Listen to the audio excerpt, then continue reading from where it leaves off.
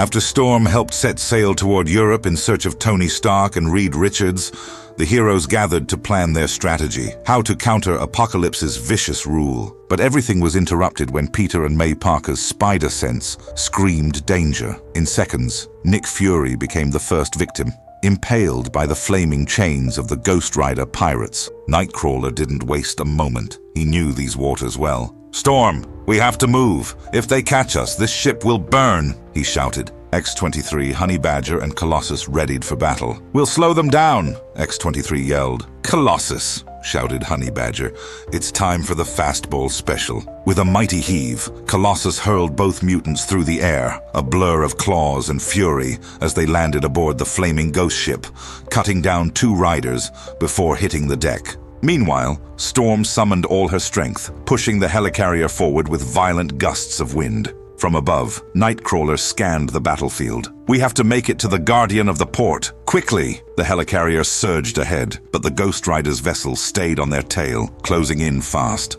On deck, 2 riders unleashed a storm of hellfire bullets from their infernal weapons. Sue Storm leapt forward, creating a force field to protect her teammates. But the barrage was relentless. They needed a plan. Then from the smoke and flame, Nightcrawler appeared, sword in hand. "Madrox, you're in charge. I'm going." "Going where?" yelled multiple men, barely hearing through the chaos. Nightcrawler dove off the ship, vanishing into purple smoke. "To get Fury!" he cried before teleporting away. The 2 ships collided. Fire lit the sea. The heroes poured every ounce of power into the assault, relentless, desperate. Then the ocean itself roared. From the depths rose a massive lagoon dragon, its eyes blazing. May Parker froze in terror, but Peter knelt beside her with a calm smile. "It's okay, May." From the creature's back, Ant-Man appeared, riding the beast triumphantly. "Fire!" he ordered, pointing at the Ghost Rider's ship. With one devastating blast of energy, the dragon scorched their enemies, then crushed the burning vessel beneath its weight. Ant-Man smirked. How was the trip?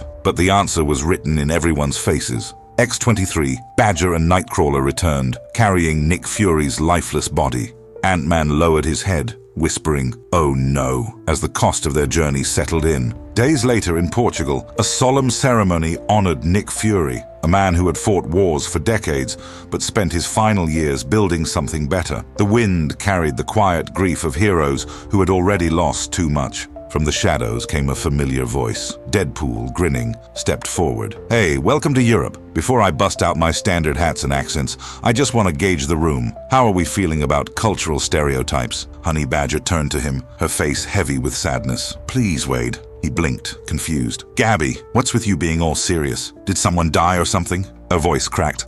"Yeah, Nick Fury." Deadpool froze, the humor drained from his face. "Oh, hey, I'm sorry." He looked down quietly. Fury was one of the good ones. Meanwhile, deep beneath Paris, Apocalypse stood before his enslaved geniuses. "Can it be done?" he demanded. Mind-controlled and pale, Tony Stark replied flatly, "I understand what you want, but I need to see the size of the problem." Apocalypse nodded. "Then I will show you." He turned toward the shadows. "Kilgrave." The purple man grimaced. "Apocalypse, I really don't like going down there." A single glare was enough. Kilgrave began to sweat. "But, of course, I'll go."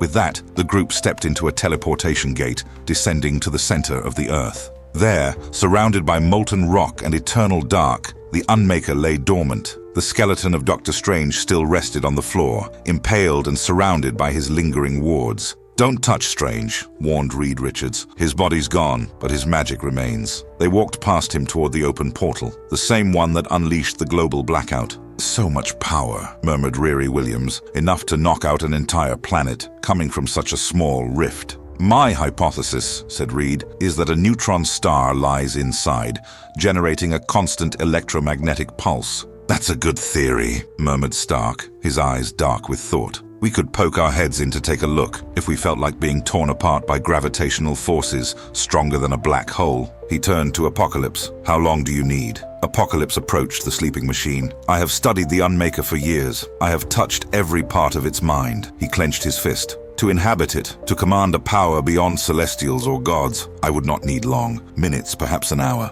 He turned to the enslaved geniuses. "I ask again, can it be done?" Beast frowned. "To contain the power of a neutron star for an hour," he trailed off, uneasy. But Tony Stark, his face twisting into a mad smile, interrupted. "It's impossible," he said quietly. Then his grin widened. "But I've never been afraid of a challenge."